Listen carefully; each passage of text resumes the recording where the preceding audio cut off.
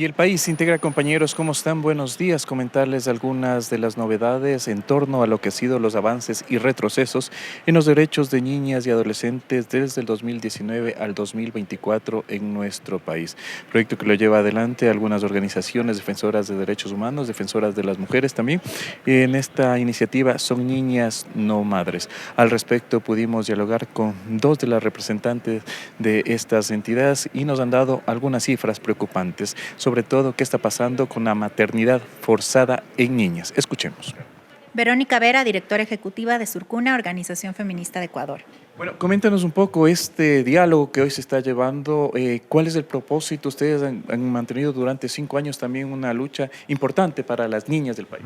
Bueno, nuestro propósito del día de hoy es conmemorar los 5 años de una demanda que interpusimos junto a Norma, que fue una niña víctima de incesto, en el Comité de Derechos del Niño. Ella busca primero justicia porque fue víctima de violencia incestuosa y busca también reparación, que su historia no se repita. Ella fue forzada a la maternidad, aunque por la ley de ese entonces en Ecuador hubiera podido acceder a un aborto legal porque su vida estaba en peligro, ¿no?, con este embarazo. Esta demanda lleva ya 5 años. Queremos hacer como un diálogo para conversar con los medios, con los periodistas, con la opinión pública sobre la situación de la violencia sexual en el país, qué ha pasado en estos 5 años con las niñas, si los embarazos han aumentado, han disminuido, si la política pública ha funcionado, porque desde la sociedad civil lo que nos damos cuenta es que efectivamente no ha cambiado mucho, ¿no? Las niñas siguen viviendo embarazos forzados a pesar de que el aborto se despenalizó en el 2021 en Ecuador. Las niñas siguen siendo forzadas a la maternidad, no reciben acceso a información sobre la interrupción voluntaria del embarazo y efectivamente muchas niñas ven truncados sus proyectos de vida. La prevención de la violencia sexual sigue sin ser una realidad. Entonces, ese es el diálogo que sostenemos hoy con periodistas y con personas que pueden incidir en la opinión pública. Nos parece urgente que la opinión pública siga hablando de estos temas porque las niñas nos necesitan, ¿no? Las niñas. Esta realidad es más latente, se puede decir, tal vez en la ruralidad, donde hay menos conocimiento de lo que está pasando en el exterior. No diría que es más latente en los sectores rurales, sin embargo, afecta de manera diferenciada a las niñas que viven en situaciones de empobrecimiento, en situaciones obviamente de no escolaridad, también a las niñas que son indígenas o afrodescendientes, sí afecta de manera diferenciada, pero la violencia sexual y los embarazos forzados en niñas están en todos los estratos, en todas las ciudades, en todos los rincones del país. Sin embargo, obviamente es diferenciado como les afecta a las niñas que tienen situaciones de mayores vulnerabilidades. Ahora, si bien, ¿qué hace falta para que los gobiernos también tomen cartas en este asunto y de alguna manera se logre reducir las cifras que preocupan? Lo primero para nosotras es urgente que desde el Estado se implemente la ley que ya tenemos, que es la ley de acceso al aborto por violación. Todas las niñas deberían poder reconocer que tienen la posibilidad de interrumpir un embarazo en casos de violación, que son la mayoría de casos por los que las niñas se quedan embarazadas, es por violencia sexual o por violencia incestuosa. Dentro de sus hogares normalmente. Entonces queríamos pedirle al Estado y exigirle que simplemente esta ley, que desde las distintas instituciones que tienen alguna competencia hagan lo que tienen que hacer para que las mujeres y las niñas y las adolescentes sepan que tienen derecho a interrumpir sus embarazos en estos casos. Y también nos gustaría que se avance, ¿no?, para que el aborto sea legal también para otras mujeres en otras situaciones. Entonces hay un llamado a la Corte Constitucional. Hace algunos meses interpusimos ya una demanda para que se declare inconstitucional la penalización del delito, la penalización del aborto en Ecuador y se elimine el delito de aborto. Estamos pendientes de esta resolución urgente porque la vida de las mujeres y las niñas está en riesgo permanente, ¿no?, cuando no podemos acceder a un aborto en condiciones seguras, cuando la clandestinidad es la norma. Y en temas de violencia sexual, obviamente creemos que la impunidad en las denuncias de las niñas que buscan justicia es la norma. Entonces, muchas niñas que van al sistema de justicia no reciben como la atención, son revictimizadas, los jueces no creen en sus palabras, entonces se va a seguir perpetuando estos casos, van a seguir sucediendo estos hechos si no hay justicia, si no hay una sociedad primero que les crea a las niñas y una justicia que con las sentencias en firme logre que las niñas estén protegidas porque sus agresores sexuales sí tienen una condena. Entonces creemos que son dos cosas importantes y lo tercero es la prevención.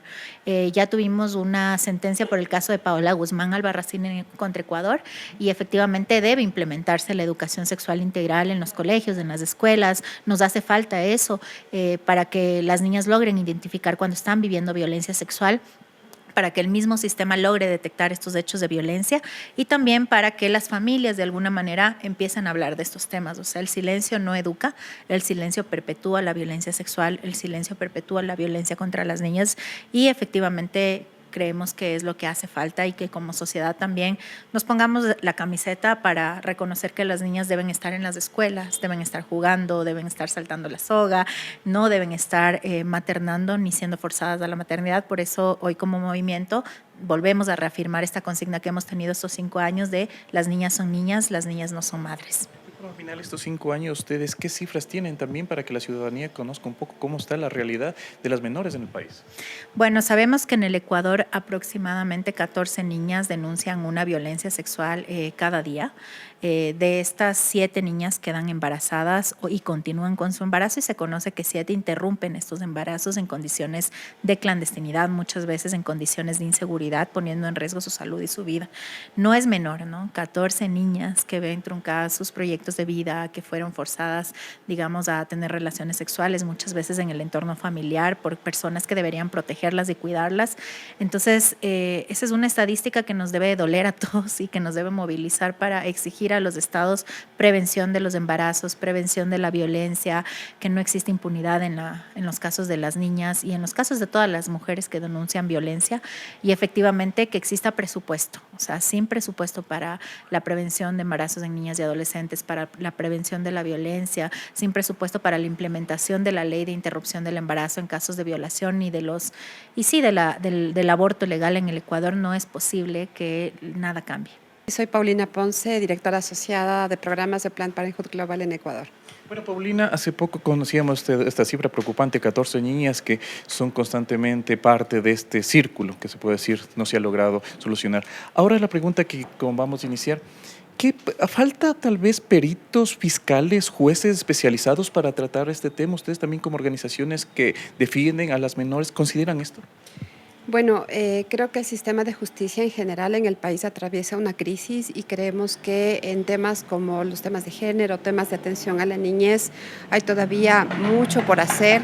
Se trata no solamente de la norma que ya existe, digamos, hay normas que ya están vigentes, hay una ley de violencia contra las mujeres, que esto aplica también para las niñas, hay una ley de aborto por violación. Sin embargo, el tema de justicia, lo que pensamos que en estos casos está muy limitada y la impunidad es más bien como lo que vemos como algo recurrente, ¿no? Hay mucha dificultad de llegar al sistema de justicia, denunciar estos casos, pero una vez que son denunciados, igual hay una brecha entre aquellos casos que se denuncian y aquellos que tienen una sentencia definitiva. Entonces, todo esto hace que definitivamente no se confíe en la justicia, no se crea en la justicia y que muchos de estos casos por esta razón queden en impunidad.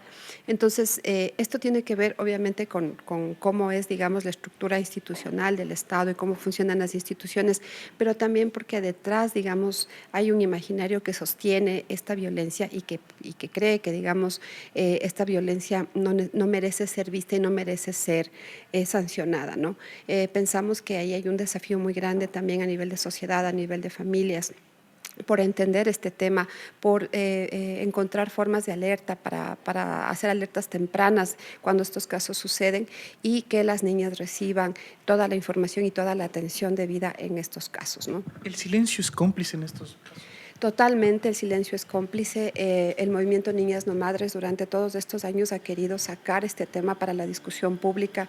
Lo hemos hecho de varias formas. Por una parte, bueno, con esta estrategia de litigio internacional, de llevar estos casos y estas historias al Comité de Derechos Humanos de Naciones Unidas, pero también lo hemos hecho a través de otras estrategias comunicacionales, pedagógicas. Hemos querido, por ejemplo, convocar a que tengamos discusiones en las redes sociales a través de los medios de comunicación, población, que nos preguntemos cuál es la situación de las niñas en el país, que busquemos formas de profundizar sobre estos temas y que comprendamos el impacto en los cuerpos, en las vidas, en los futuros de las niñas de una maternidad forzada por violencia sexual.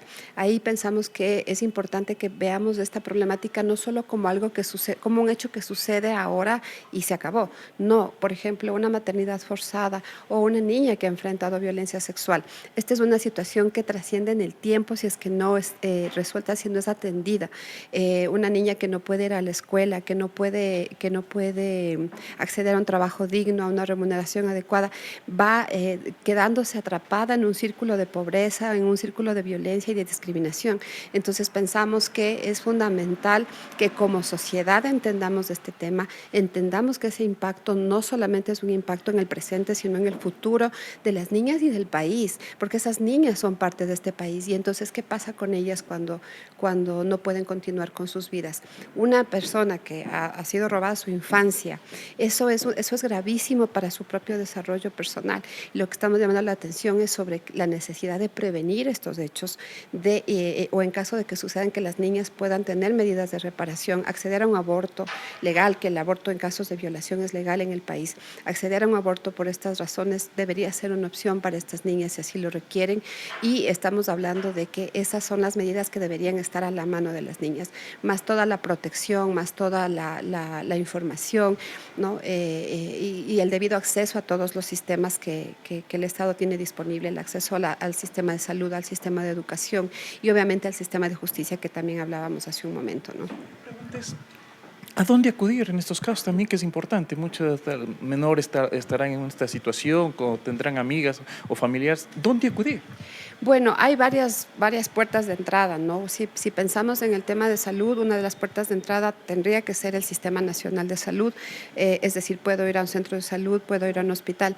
Este momento existe la ley de aborto por violación y si una niña, por ejemplo, está con un embarazo producto de violación, puede acceder a la interrupción del embarazo, legal del embarazo en el país, hasta las 12 semanas de gestación. Lo puede hacer acudiendo a un hospital público o a una atención privada también.